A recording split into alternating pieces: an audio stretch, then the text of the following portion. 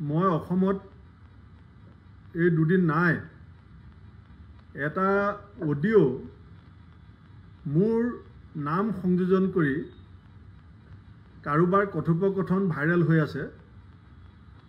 আজি আমাৰ প্ৰদেশ কংগ্ৰেছৰ সাধাৰণ সম্পাদক ৰামান্না বৰুৱা ডাঙৰীয়া আৰু আমাৰ মিডিয়া বিভাগৰ APCC চেয়াৰমেন বেদৱত বৰা ডাঙৰীয়াই খন্তেক সময় পাছতে FIR এখন দিব, মই চহী কৰি পেলাই পঠাই দিছোঁ।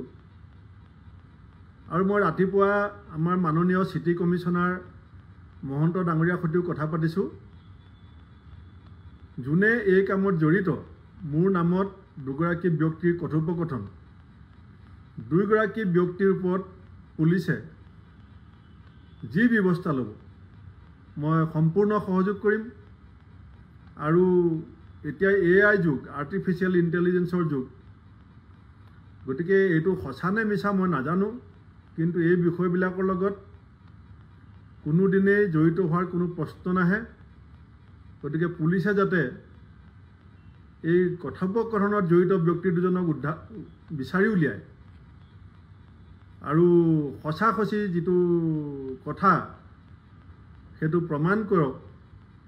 আৰু মই নিশ্চিত যে ইয়াৰ লগত মই জড়িত নহয়, তথাপিতো এই বিষয়টো পুলিচে তদন্ত কৰি বিষয়টো ৰাজহুৱা কৰিব লাগে। মই অসমৰ মুখ্যমন্ত্ৰীকো আহ্বান জনাইছোঁ, কাৰণ আজি মোৰ বিৰুদ্ধে যি ধৰণৰ ষড়যন্ত্ৰ হৈছে, কালিলৈ আমাৰ বেলেগ ৰাজনৈতিক নেতাসকলৰ বিৰুদ্ধেও এই ধৰণৰ ষড়যন্ত্ৰ হ'ব পাৰে।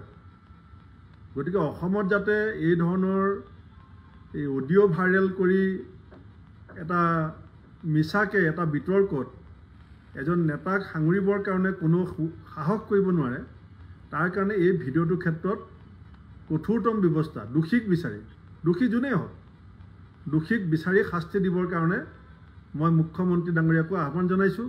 মই অসমত এই দুদিন নাই এটা অডিঅ' মোৰ নাম সংযোজন কৰি কাৰোবাৰ কথোপকথন ভাইৰেল হৈ আছে।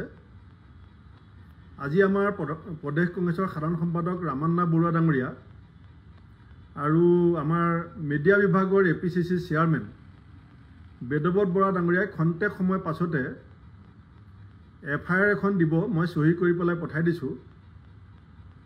আৰু মই ৰাতিপুৱা আমাৰ মাননীয় চিটি কমিশনাৰ মহন্ত ডাঙৰীয়াৰ সৈতেও কথা পাতিছোঁ। যোনে এই কামত জড়িত মোৰ নামত দুগৰাকী ব্যক্তিৰ কথোপকথন, দুইগৰাকী ব্যক্তিৰ ওপৰত পুলিচে যি ব্যৱস্থা ল'ব মই সম্পূৰ্ণ সহযোগ কৰিম। আৰু এতিয়া AI যুগ, আৰ্টিফিচিয়েল ইণ্টেলিজেন্সৰ যুগ, গতিকে এইটো সঁচা নে মিছা মই নাজানো, কিন্তু এই বিষয়বিলাকৰ লগত কোনোদিনেই জড়িত হোৱাৰ কোনো প্ৰশ্ন নাহে।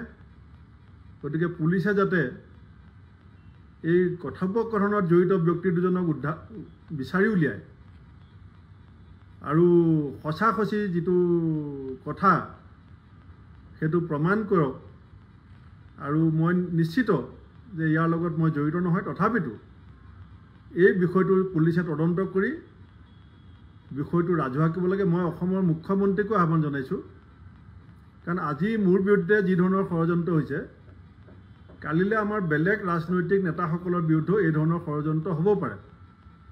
গতিকে অসমত যাতে এই ধৰণৰ এই অডিঅ' ভাইৰেল কৰি এটা মিছাকৈ এটা বিতৰ্কত এজন নেতাক সাঙুৰিবৰ কাৰণে কোনো সাহস কৰিব নোৱাৰে, তাৰ কাৰণে এই ভিডিঅ'টোৰ ক্ষেত্ৰত কঠোৰতম ব্যৱস্থা, দোষীক বিচাৰি, দোষী যোনেই হওক, দোষীক বিচাৰি শাস্তি দিবৰ কাৰণে মই মুখ্যমন্ত্ৰী ডাঙৰীয়াকো আহ্বান জনাইছোঁ।